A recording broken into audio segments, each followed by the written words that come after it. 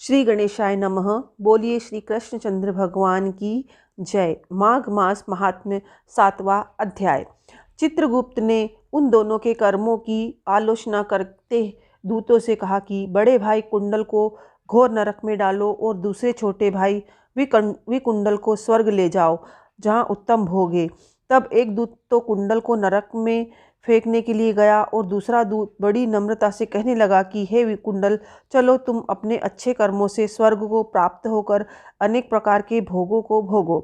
तब विकुंडल बड़े विस्मय के साथ मन में संशय धरकर दूत से कहने लगा कि हे यमदूत, मेरे मन में बड़ी शंका उत्पन्न हो गई है, अतएव मैं तुमसे कुछ पूछना चाहता हूँ। कृपा करके मेरे प्रश्नों का आप उत्तर दें। हम दोनों भाई एक ही कुल में उत्पन्न हुए, एक जैसे ही कर्म किए, दोनों भाइयों ने कभी कोई शुभ काम नहीं किया, फिर भी एक को नरक क्यों प्राप्त हुआ? अब मैं अपने स्वर्ग में आने का कोई कारण नहीं देखता।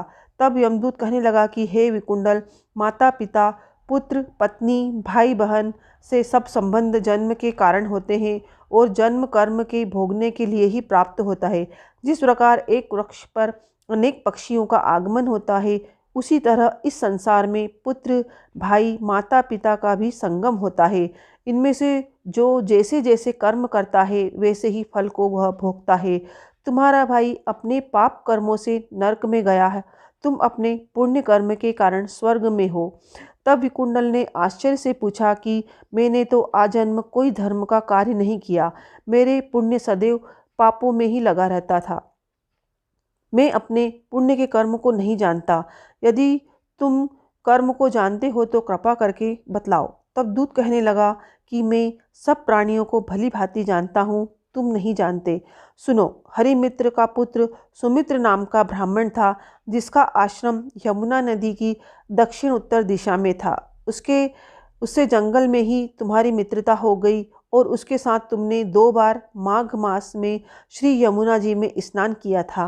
पहली बार स्नान करने से तुम्हारे सब पाप का नाश हो गया और दूसरी बार स्नान करने से तुमको स्वर्ग प्राप्त हुआ। सो तुमने 2 बार माघ मास में स्नान किया, इसी पुण्य के फल से तुमको स्वर्ग प्राप्त हुआ और तुम्हारा भाई नरक को प्राप्त हुआ।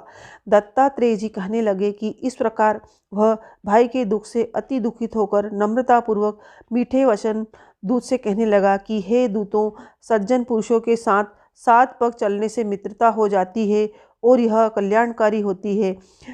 मित्र प्रेम की चिंता न करते हुए तुम मुझको इतना बताने की कृपा करो कि कौन से कर्म से मनुष्य यमलोक को प्राप्त नहीं होता, क्योंकि तुम सर्वज्ञ हो। इति श्री पद्म पुराण अंतर्गत 7वां अध्याय समाप्त। बोलिए श्री कृष्णचंद्र भगवान की जय।